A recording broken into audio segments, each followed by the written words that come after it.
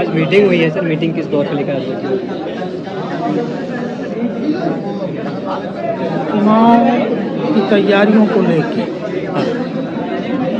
जो एक प्रक्रिया है, संगठन को व्यवस्थित और संगठन लोकसभा को लेकर नियुक्त किए गए हैं 29 चेहरे। लोकसभा प्रभारी नियुक्त किए गए। कुल मिलाकर लोकसभा चुनाव की तैयारियों को लेकर तो इस बैठक में क्या क्या?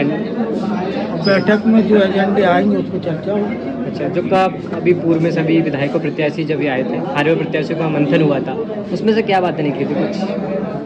आम जनमानस जो बात कह रहा है वो मीडिया को भी मालूम, और जन आक्रोश भी इस बात का फैलता जा रहा है कि लोगों ने वोट कहीं दी है और वोट कहीं गई है।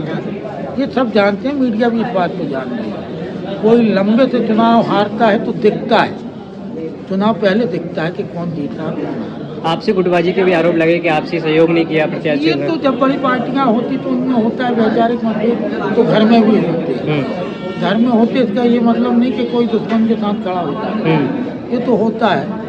और ये तो एक निरंतर प्रक्रिया है, शिकवा शिकायत की ये चलती रहती है। लेकिन चुनाव को प्रभावित कर दे ऐसी शिकायत नहीं। चुनाव को प्रभावित किया है तो शासकीय तंत्र ने किया है, चुनाव को प्रभावित किया है तो लूट ने किया है। आप वरिष्ठ नेता हैं, इतनी लहर में भी लखन भैया सीट निकाल के ले आते हैं। सभी लोग यदि ईवीएम पर ठीकरा फोड़ रहा है तो आप भी जीते, अन्य विधायक भी जीते। हम 28,000 से जीते, हम 55,000 से जीते हैं। तो क्या आप मानते हैं कि व्यक्तिगत रूप से पार्टी की कहीं कमी हुई है कि हम जो है प्लानिंग को एग्जीक्यूट नहीं कर पाए? हम ये कह सकते हैं कि हम 28,000 से जीते, सम्मानजनक जीते, लेकिन सच्चाई ये हमारे क्षेत्र का मतदाता कह रहा कि हमको 55-60 से जीतना था। इसका मतलब कहीं ना कहीं कोई एक रेशो तय किया है जिससे चुनाव को बीजेपी के 12 मंत्री भी हारे, दिग्गज नरोत्तम मिश्रा भी हार गए हैं। वो तो अपने कर्मों से आ रहे, वो तो अपने कर्मों से आ रहे। अहंकार किसी का नहीं चलता, वो ईश्वर देखता है, और अभी आने वाले समय में भी ईश्वर बता। कितना बदलाव जीतू पटवारी के आने से? नया चेहरा है, स्वाभाविक है, ऊर्जा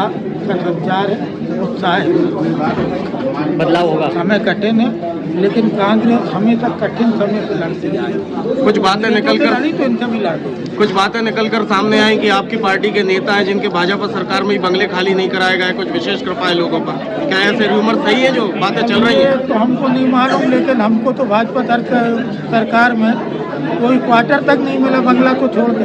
जब तो आप जीत कर आ गए चुनाव, अन्य क्वार्टर तक नहीं मिला। पिछली बार सरकार के बिंदकोटी हमने खाली सरकार में थे, उसी में मोहन यादव राय, लेकिन उसके एवज में जो एक विधायक को मिलता है वो तक नहीं मिला था हमको। पक्षपात मतलब जो हमारा अधिकार था बिंदकोटी में अभी तक नहीं मिला। आपके द्वारा जो है होमगार्ड के लिए एक बड़ी कोठरी बनाई गई है, एक बड़ा कमरा बनाया गया है, आज भी लोग याद करते हैं। उसका उपभोग मोहन यादव जी ने किया। धन्यवाद।